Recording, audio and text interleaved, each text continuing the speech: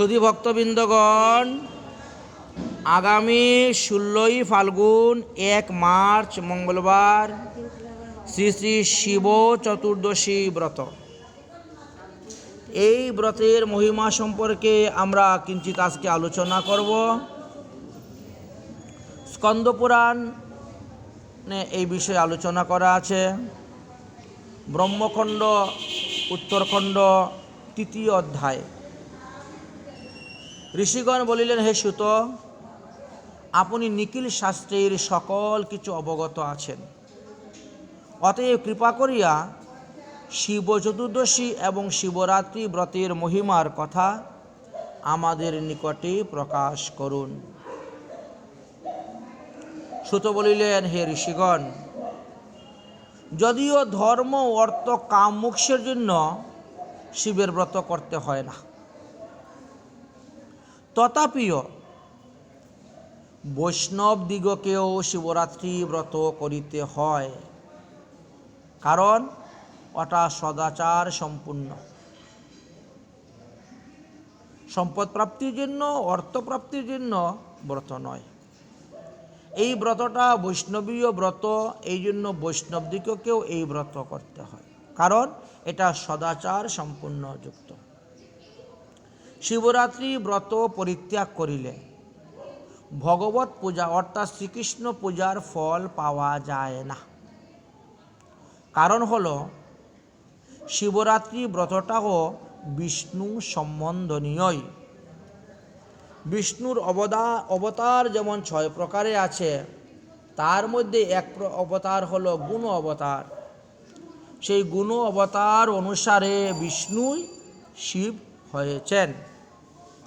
এই জন্য এই শিব চতুর্দশী ব্রতকেও জয়ন্তী ব্রতের অন্তর্ভুক্ত করা হয়েছে।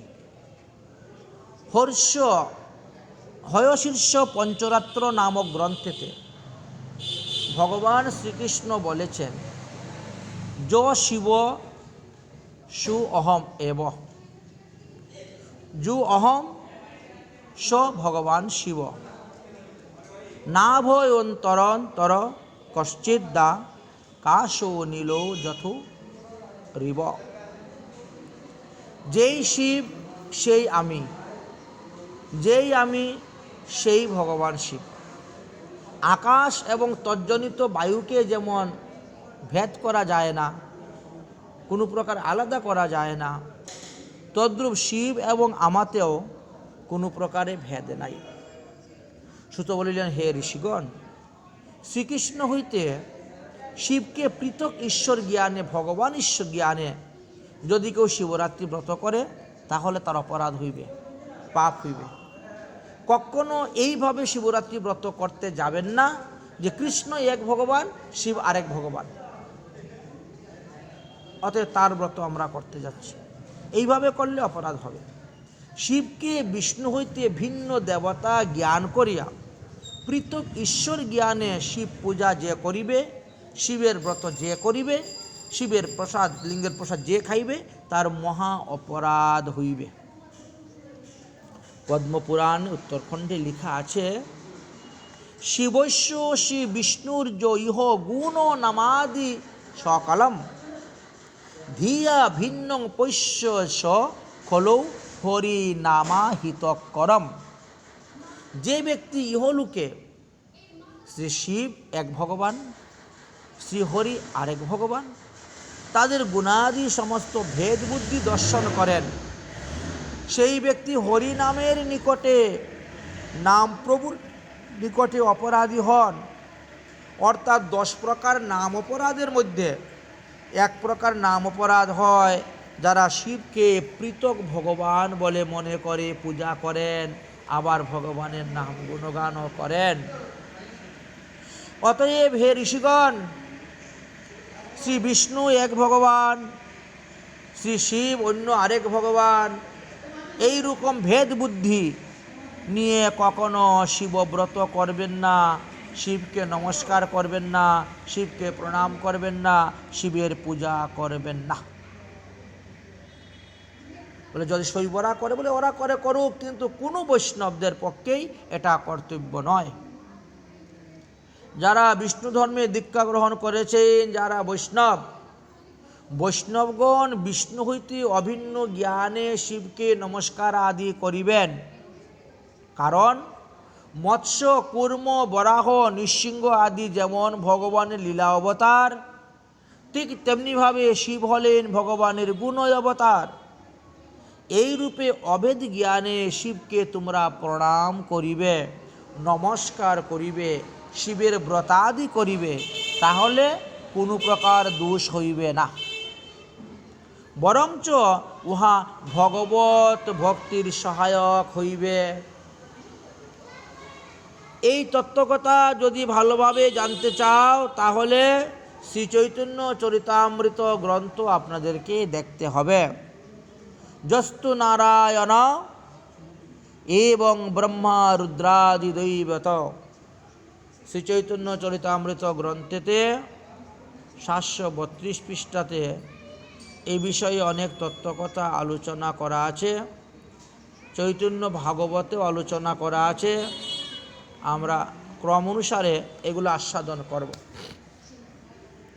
পর্যবসতি হল বলিয়ে উহাতে স্বরূপ পরিগণিত হইয়া থাকে। তজ্জন্যই ত্যাগী বৈষ্ণব যারা, গৃহস্থ বৈষ্ণব যারা যারা যারা শ্রীকৃষ্ণের পূজা করেন, তারা সকলেই শিব চতুর্দশী ব্রত পালন করেন।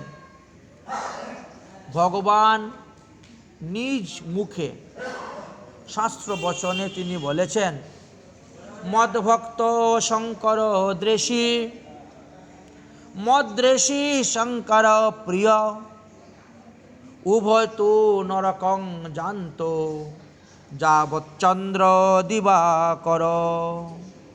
ভগবান বললেন, আমার ভক্ত যদি মহাদেবকে দ্বেষ করে, অথবা মহাদেবের ভক্ত যদি আমাকে দ্বেষ করে, তা হইলে তাহারা উভয়েই যতদিন পৃথিবীতে চন্দ্র সূর্য থাকবে, ততদিনই তাদেরকে ঘোর নরক যন্ত্রণা ভোগ করতে হইবে। হে শৌনকাদি ঋষিগণ, কার্যং গুণ অবতারং তো একৈক্য ঈশ্বরম সদ্যম বৈষ্ণব, বৈষ্ণব অগ্রতে তেষাং শ্রেষ্ঠং সদাচারণম তদ্ধিতম। যেহেতু মহাদেব হলেন ভগবানের গুণ অবতার, ভগবান বিষ্ণুই কার্য কারণের হেতু মহাদেব রূপে প্রকট হয়েছেন, এই জন্য মহাদেব হলেন বৈষ্ণব শ্রেষ্ঠ। বৈষ্ণবানাম যথাশম্ভু ভাগবতে এই কথা বলে গিয়েছে। এই জন্যই সর্বত্যাগী বৈষ্ণবগণ শিবরাত্রি ব্রত অনুষ্ঠান করিয়া থাকেন।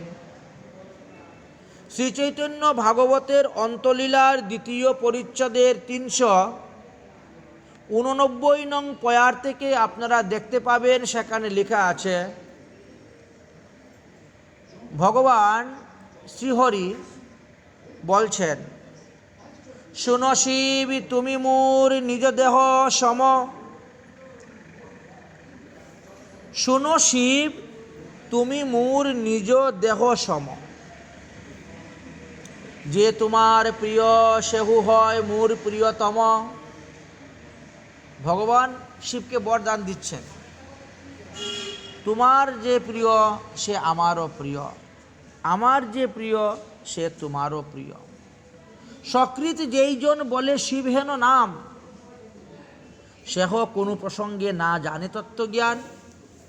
যদি কেউ শিবের নাম প্রসঙ্গ মহিমা কিছুই জানে না, অথচ শিব শব্দ উচ্চারণ করে, তৎক্ষণাৎ তিনি সমস্ত পাপ থেকে মুক্ত হয়ে যান।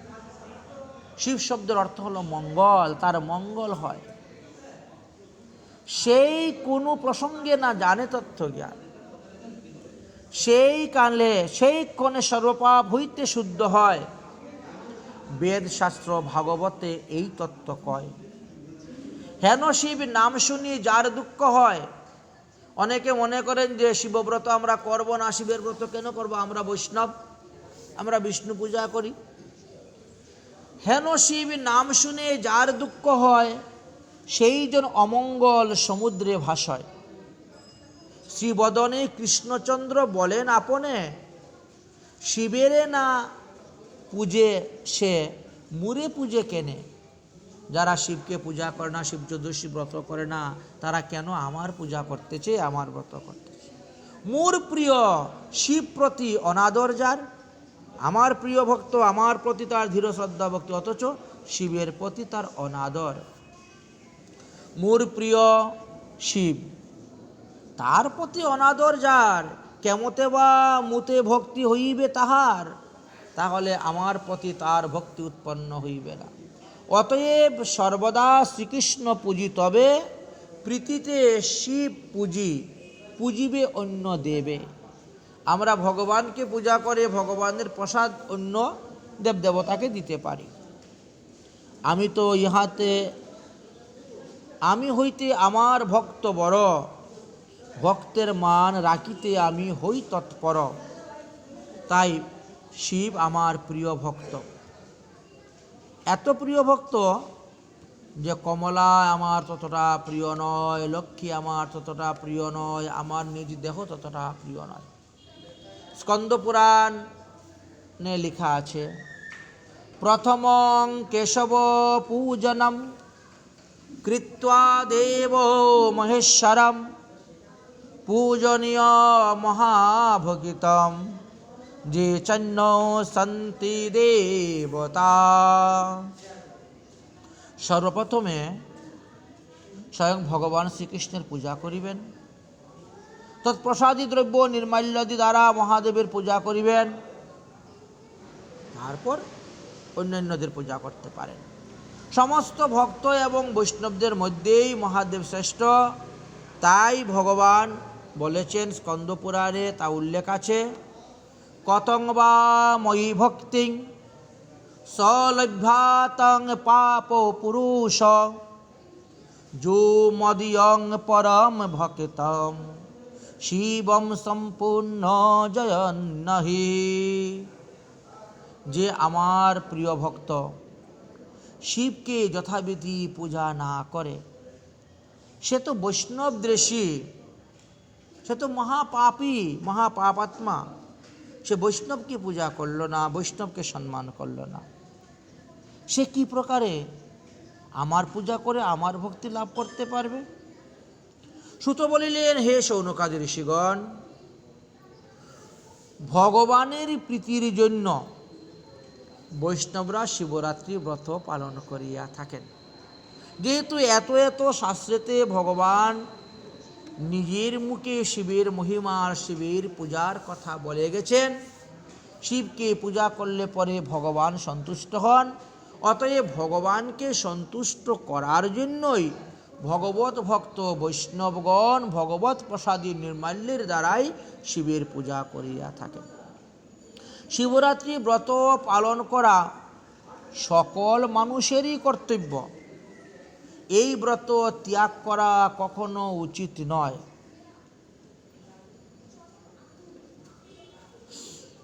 কোনো মহাজন বলেন যে দেবদেবী পূজিতে না হইবে কাতর, পূজিয়া মাগিয়া লইবে কৃষ্ণ প্রাপ্তিবর। তুমি অন্য কোনো কিছু কামনা করবে না, বাসনা করবে না, কৃষ্ণ প্রাপ্তি। যেমন ব্রজের গোপীগণ কাত্যায়নী দেবীর পূজা করলে বললেন, যাতে কৃষ্ণ যাতে আমাদের স্বামী হন, আমাদেরকে এই বরই প্রদান করুন। তাই শিবরাত্রি ব্রত পালন করা দেখা গেল সকলের কর্তব্য। কিভাবে শিবরাত্রি ব্রত পালন করব? বলেন, একাদশী ব্রত যেইভাবে পালন করা হয় সেইভাবেই শিবরাত্রি ব্রত পালন করিবেন। অর্থাৎ সূর্য উদয় হইতে পরের দিন সূর্য উদয় পর্যন্তই ব্রত। যদিও শিবরাত্রি বলতে রাত্রিবেলা না, দিন রাত অহোরাত্র এই ব্রত পালন করতে হয়। আমরা জয়ন্তী ব্রতের কথা শুনেছি এবং জয়ন্তী ব্রতের মহিমার মধ্যে আমরা শিব চতুর্দশীর ব্রতের মহিমার কথাও লেখা আছে। 6টি যে জয়ন্তী ব্রত ছিল, এই 6টি জয়ন্তী ব্রতের মধ্যে একটি জয়ন্তী ব্রত হলো এই শিবরাত্রি। শিবরাত্রির মহিমার কথা, শিবরাত্রি ব্রত পালনের কথা হরিভক্তি বিলাসেও লেখা আছে, আপনারা দর্শন করতে পারবেন। হরিভক্তি বিলাসের 159 পৃষ্ঠাতে আছে। শিবরাত্রি ব্রত কৃষ্ণ চতুর্দশ্যান্তু ফাল্গুনে বৈষ্ণবয়পি তু কার্যং শ্রীকৃষ্ণ প্রিয়তে সদা। ফাল্গুন মাসের কৃষ্ণপক্ষের চতুর্দশীতে শ্রী শিবরাত্রি ব্রত হয়, অর্থাৎ ওই দিবসে শিব আবির্ভাব হয়েছিলেন, প্রকট হয়েছিলেন। শিবের আবির্ভাব তিথি বা জন্মতিথি যেটাকে আমরা বলি। বৈষ্ণবগণ শ্রীকৃষ্ণের প্রীতির নিমিত্ত সর্বদা এই ব্রত পালন করিবেন। শিবব্রত চ কর্তব্য নিয়মেন ত্রয়বুধে উপবাস মহাদেব পূজা জাগরণম নিশি। পদ্মপুরাণে বললেন যে তিনভাবেই আপনারা করতে পারেন, তিনটার মধ্যে যে কোনো একটা বা তিনটাই করুন, ক্ষতি নেই।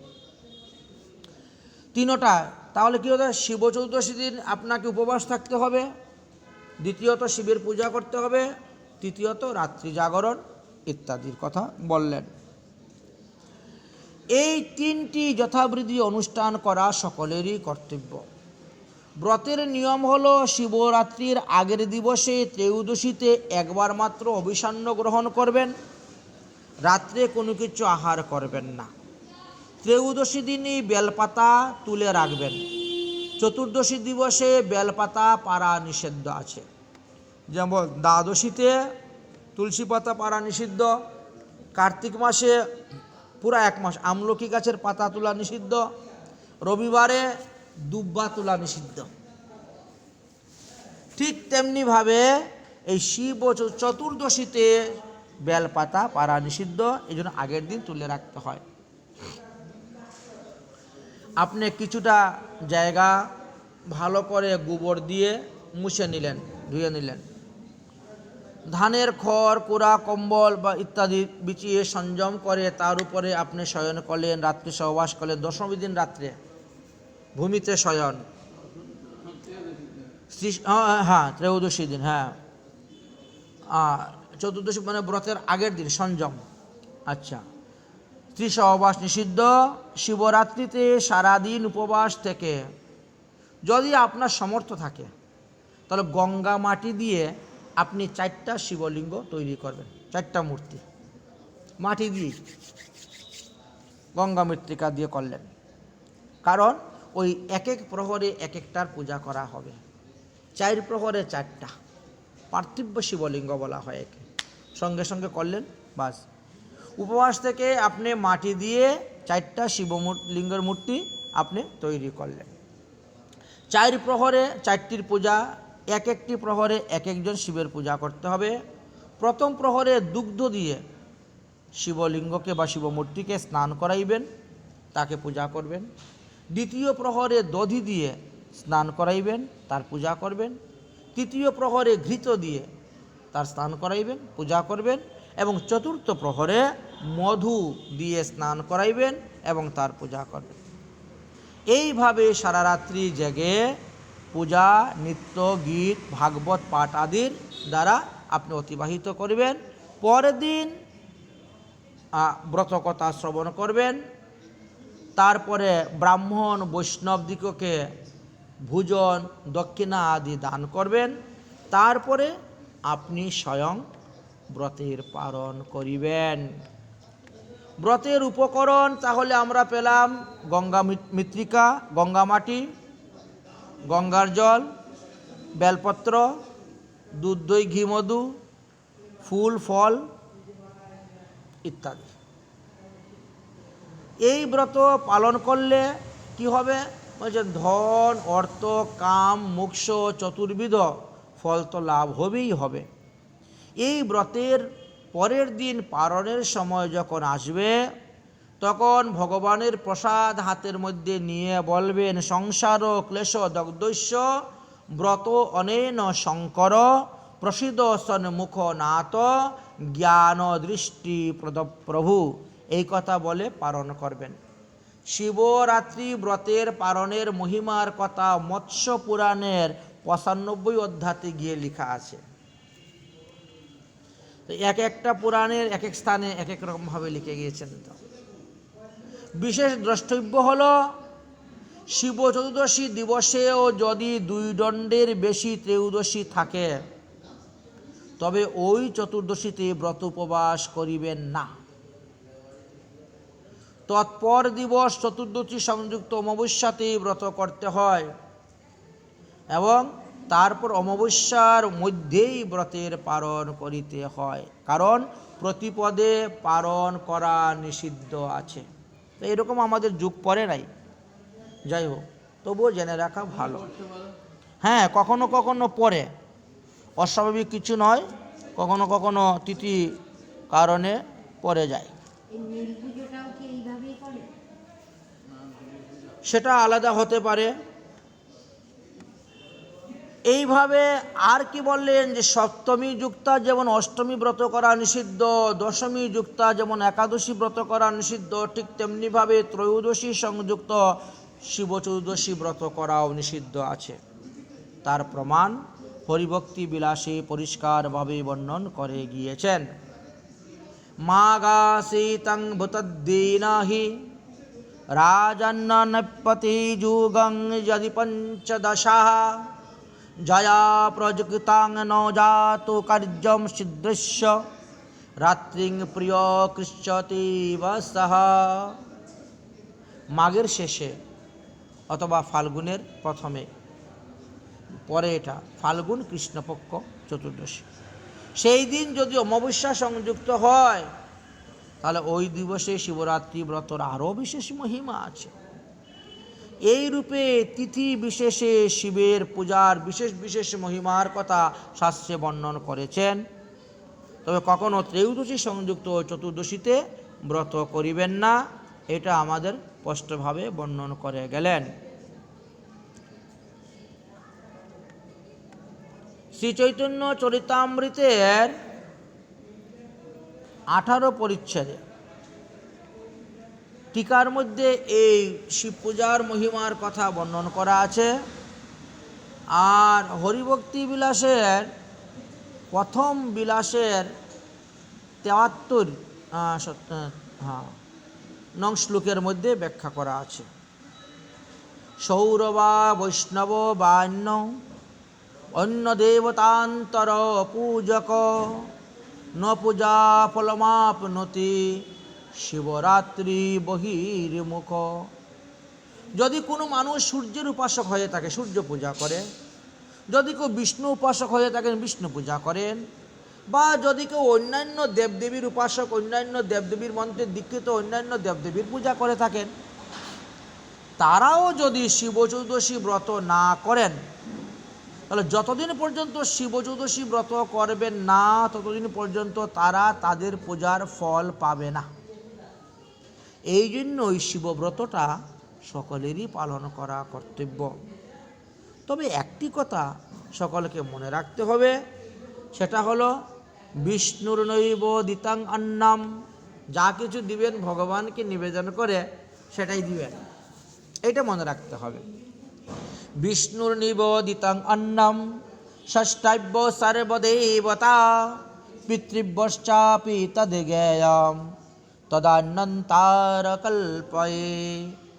ভগবান বিষ্ণুর নিবেদিত অন্নাদি দ্রব্যের দ্বারা ও শিব আদি অন্যান্য দেবতার অর্চন করিবে, এমনকি তোমার পিতৃপুরুষগণের শ্রাদ্ধাকালেও বিষ্ণুর নিবেদ্য অন্ন দ্বারাই পিণ্ডিদান করিবে, তবেই তুমি ফল প্রাপ্ত হইবে। অন্যান্য দেবদেবীর প্রসাদী দ্বারা দিলে হবে না, এতে বিফল হইবে, কুফল হইবে। ব্রতের দিন সন্ধ্যাকালে শিবালয়ে গমন করবেন, আচমন করত পঞ্চাক্ষর মন্ত্র, শিবের পঞ্চাক্ষর মন্ত্র ওম নমঃ শিবায় পাঠ করিয়া দধি দুগ্ধ ঘৃত মধু গঙ্গার জল দ্বারা শ্রী শিবকে স্নান করাইবেন। বিল্লপত্রের মধ্যে গন্ধ পুষ্প সংযুক্ত করে দিবেন। ধূপ দ্বীপ দ্বারা পূজা করবেন। পঞ্চ উপচারে পূজা করেন, 10 উপচারে পূজা করেন, 16 উপচারে পূজা করেন, তাতে কোনো অসুবিধা নেই। বা শঙ্কের মধ্যে এই সমস্ত দ্রব্য নিয়ে আপনি অর্ঘ্যদান করবেন শিবকে। গৌরবল্লভ দেবস্য সর্পাঢ্য শশিশেখর বর্ষপাপ বিশুদ্ধার্তম অর্গম্যে প্রতিগৃহ্যতাম। হে গৌরী বল্লভ মহাদেব, হে দেবদেব মহাদেব, হে সর্পাঢ্য মহাদেব, হে চন্দ্রশেখর, সংবৎসরের পাপ সংস্খলনের নিমিত্ত আমি আপনাকে অর্ঘ্য প্রদান করিতেছি, আপনি তাহা সাদরে গ্রহণ করুন। তারপর যিনি পূজারী তিনাকে দক্ষিণা প্রদান করত যথাবিধি রাত্রি জাগরণ আদি করিবেন। স্কন্দ পুরাণে ব্রহ্মখণ্ডে এই কথা উল্লেখ করা আছে। ফাল্গুন কৃষ্ণ চতুর্দশীতে উপবাস করা তো অত্যন্ত দুর্লভ। এই তিথিতে জাগরণ মহামানবের আরও অধিক দুর্লভ, কেননা 10,000 বৎসর গঙ্গাতে স্নান করলে পরে মানুষ যেই পুণ্য ফল পায়,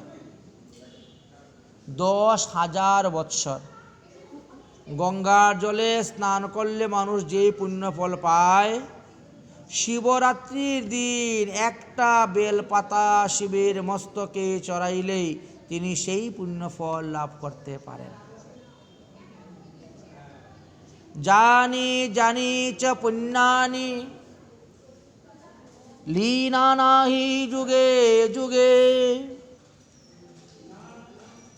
ফাল্গুনে কৃষ্ণ পক্ষশ্চ চতুর্দশ্যাং তানি তিষ্ঠন্তি কুৎসিনঃ।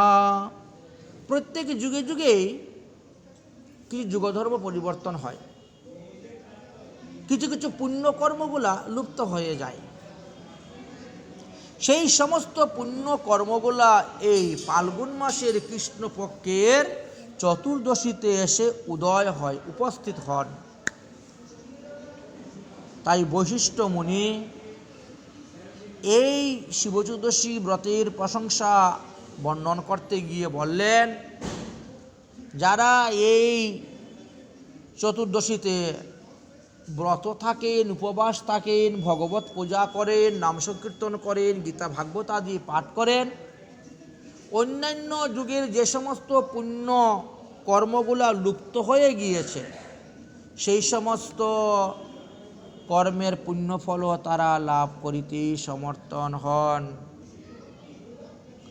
এবং কল্প কোটি কাল তপস্যা করে মানুষ যে পুণ্যফল লাভ করতে পারে না, যদি কেউ শিবরাত্রির দিন ব্রত উপবাস করিয়া একটিমাত্র বিল্লপত্রের দ্বারা শিবের অর্চনা করেন, তা হইলে তাহারাও সেই পুণ্য লাভ করিতে সমর্থ হন। শিবচতুর্দশী ব্রতর যে কি পুণ্য, কি মহিমা, তাহা জগতে দ্বিতীয় আর দেখা যায় না।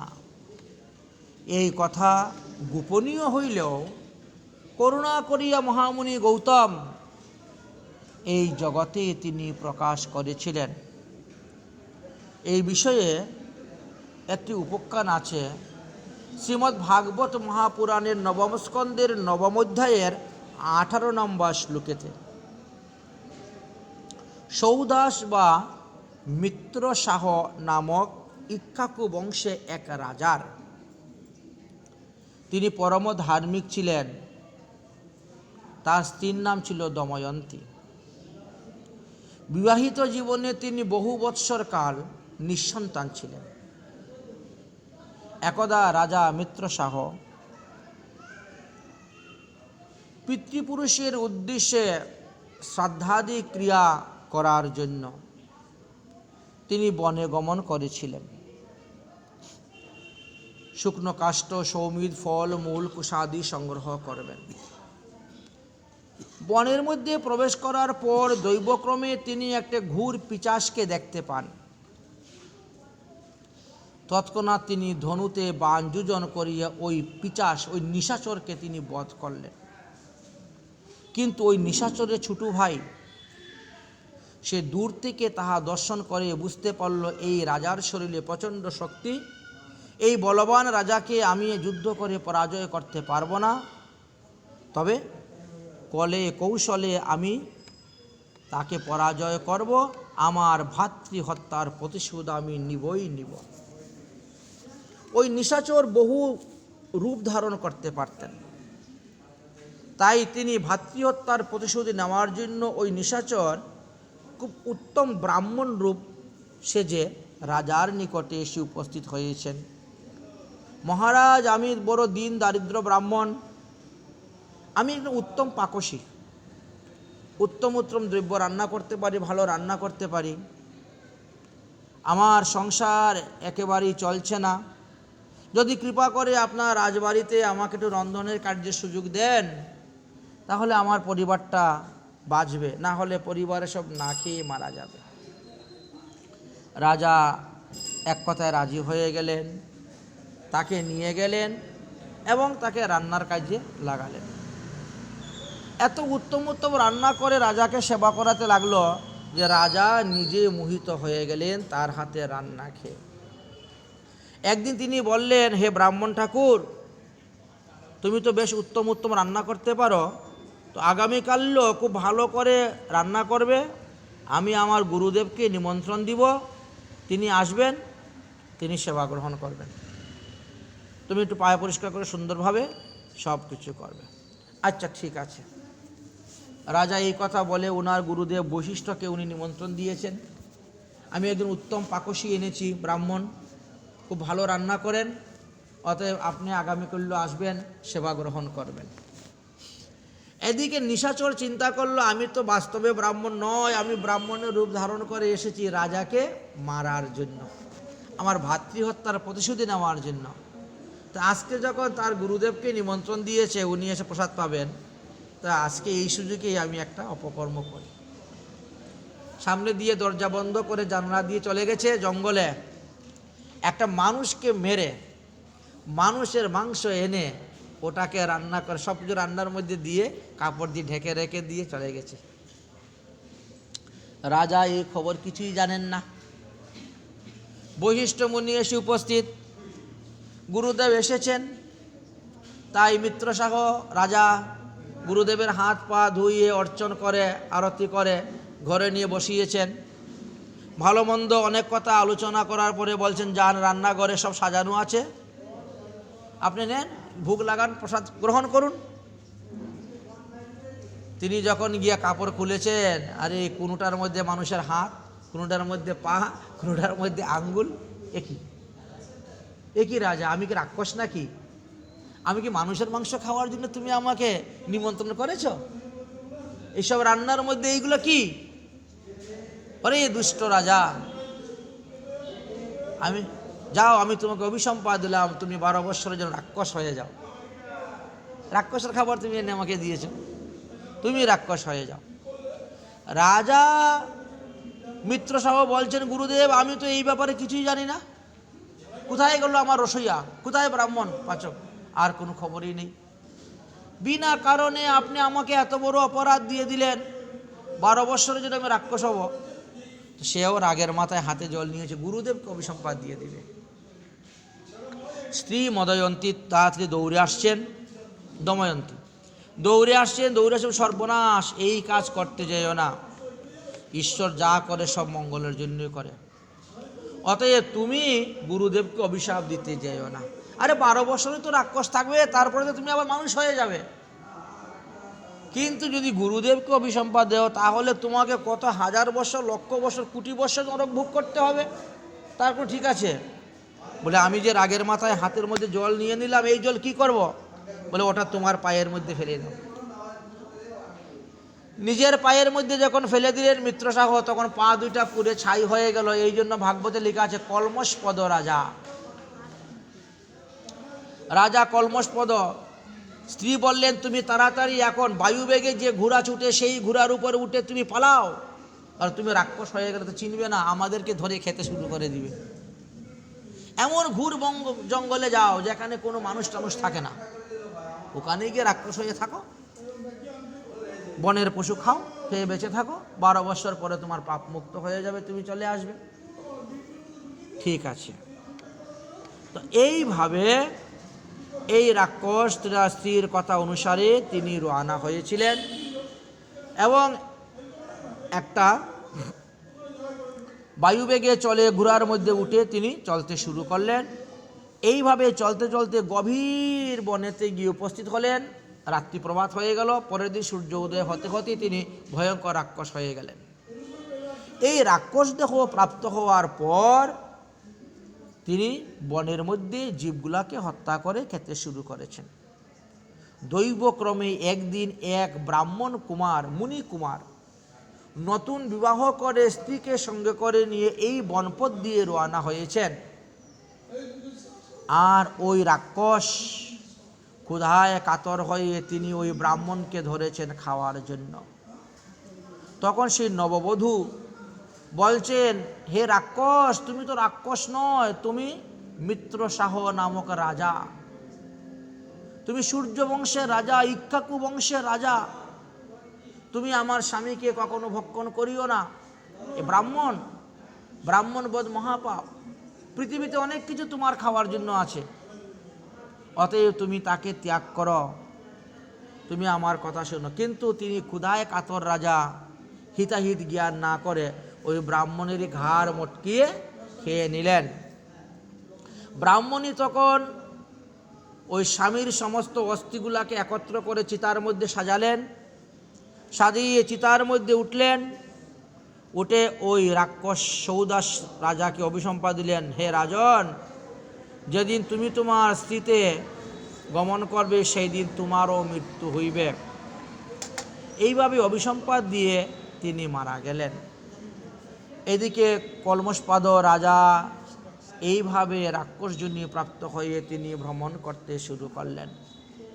ভ্রমণ করতে করতে করতে করতে অনেক বৎসর গত হয়ে গেছে। গৌতম মুনি একদা তীর্থ ভ্রমণ করে তিনি রওনা হয়েছেন, তিনি শিব পূজা করার জন্য যাবেন। আত্মলিঙ্গ হাটকেশ্বর মহাদেব, এটা কর্ণাটকের দিকে পড়েছে, এটা আত্মলিঙ্গ মাটির নিচেই, সেখানে তিনি পূজা করার জন্য যাবেন। এমন সময় এই বনের মধ্যে প্রবেশ করার পরে সমস্ত রাক্ষসগণ চতুর্দিকে ঘিরে ফেলেছিল ওনাকে খাওয়ার জন্য। তো তিনার হাতে তখন সর্বতীর্থের জল ছিল। এই সমস্ত তীর্থের জল যে কমণ্ডলুতে ছিল, সেই কমণ্ডলু জল দিয়ে যখন ছিটা মারলেন, তখন সমস্ত রাক্ষসগণ মুক্ত হয়ে গেলেন, কিন্তু কলমশপদ রাজা মুক্ত হলেন না। অন্যান্য রাক্ষসগণ মুক্ত হয়ে গেল। কলমশপদ রাজা তখন গৌতম মুনির চরণে পড়িয়া বললেন, আমার মুক্তি বলে তোমার উপরে গুরুদেবের অভিসম্পাদ আছে, এই জন্য তুমি মুক্ত হও নাই, তোমার এখনও আরও 1 বৎসর বাকি আছে। 1 বৎসর পরে গিয়ে তুমি এই ব্রহ্মহত্যা পাপ বা এই গুরুদেবের অভিশাপ থেকে মুক্ত হইবে। অতএব তুমি এই স্থানে বসো, আর এই 1 বৎসর তুমি আর কোনো পাপ কার্য করবে না, ফলমূল আদি গ্রহণ করো। আর আগামী বৎসরে তুমি কর্ণাটক প্রদেশের পশ্চিম সমুদ্র তটে তুমি যাবে মহাদেবের পূজা করার জন্য।